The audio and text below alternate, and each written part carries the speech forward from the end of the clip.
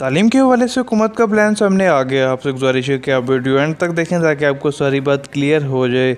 वफाकी वज़ीर तालीम शफ़क़त महमूद ने मुल्क भर के तालीमी इदारे खोलने से मुतालिक हुकूमती प्लान बता दिया। तफसीलात के मुताबिक निजी TV चैनल के प्रोग्राम में बात करते हुए वफाकी वज़ीर तालीम शफ़क़त महमूद ने कहा है कि हमारे लिए तालीमी इदारे इतना अरसा बंद रखने के बाद दोबारा बंद करने का फ़ैसला इंतहाई मुश्किल था, क्योंकि बड़ी मुश्किल से तालीम का सिलसिला दोबारा शुरू हुआ था। यूनिवर्सिटियाँ दोबारा आबाद हुई थीं, लेकिन सूरत हाल ऐसी बनी जिसके पेश नज़र बड़े बोझल दिल से ये फ़ैसला किया कि बच्चों की सेहत ज़्यादा अहम है, इसलिए हमने 10 जनवरी तक तालीमी इदारों को बंद करने का ऐलान किया।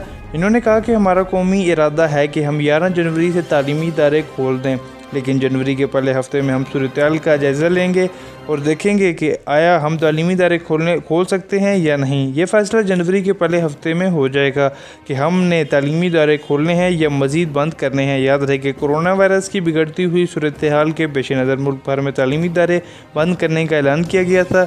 वफाकी वज़ारत तालीम की जानिब से इजलास में फ़ैसला किया गया था कि 25 दिसंबर से 10 जनवरी तक मौसम सरमा की तातीलात होंगी और तालीमी इदारों में बच्चे नहीं आएंगे। बच्चे घर बैठ कर तालीम जारी रखेंगे।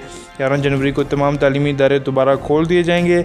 शफ़क़त महमूद ने मज़ीद कहा था कि 26 नवंबर से 24 दिसंबर तक होम लर्निंग का सिलसिला जारी रहेगा। इसके अलावा शफ़क़त महमूद ने तलबा से गुजारिश की है कि वो आलमी वबा कोरोना वायरस के तेज़ी से फैलाव के बायस बंद किए गए तालीमी इदारों को बतौर छुट्टियाँ न गुजारें बल्कि निसाब पर नज़रसानी करें।